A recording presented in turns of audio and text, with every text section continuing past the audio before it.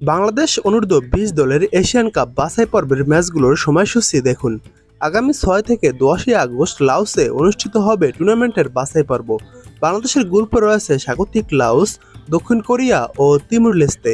তবে দক্ষিণ কোরিয়া শক্তিশালী হলেও বাকি দুই দল খুব একটা কঠিন প্রতিপক্ষ নয়। তবে বাংলাদেশের সবচেয়ে বড় বাধা দক্ষিণ কোরিয়া। ৬ আগস্ট স্বাগতিক লাওসের সঙ্গে বাংলাদেশের প্রথম ম্যাচ, এরপর দ্বিতীয় ম্যাচ তিমুর লেস্তের বিপক্ষে। গ্রুপ পর্বের শেষ ম্যাচ দক্ষিণ কোরিয়ার বিপক্ষে। বাছাই পর্বের প্রতিটি গ্রুপের চ্যাম্পিয়ন ও সেরা ৩ রানার্স আপ দল মূল পর্বে খেলবে। বাংলাদেশের গ্রুপে শক্তিশালী দক্ষিণ কোরিয়া থাকায় রানার্স আপ হয় তাদের মূল লক্ষ্য।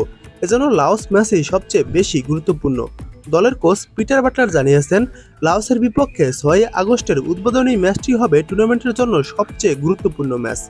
এই ম্যাচে জয় পেলে বাংলাদেশের সামনে বাছাই পর্বে ভালো কিছু করার সম্ভাবনা তৈরি হবে।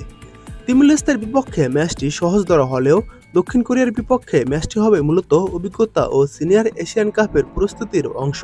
সেখানে ফলাফল নয়, গুরুত্ব পাবে খেলোয়াড়দের মানসিক ও কৌশলগত প্রস্তুতি।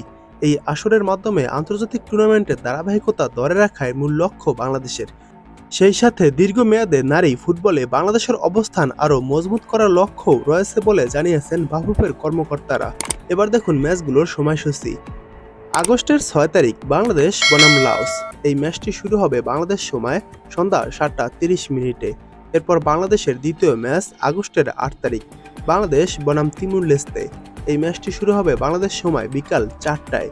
গ্রুপ পর্বের শেষ ম্যাচ বাংলাদেশ বনাম দক্ষিণ কোরিয়া। এই ম্যাচটি শুরু হবে আগস্টের ১০ তারিখ। ম্যাচের সময় বাংলাদেশ সময় বিকাল ৪টা।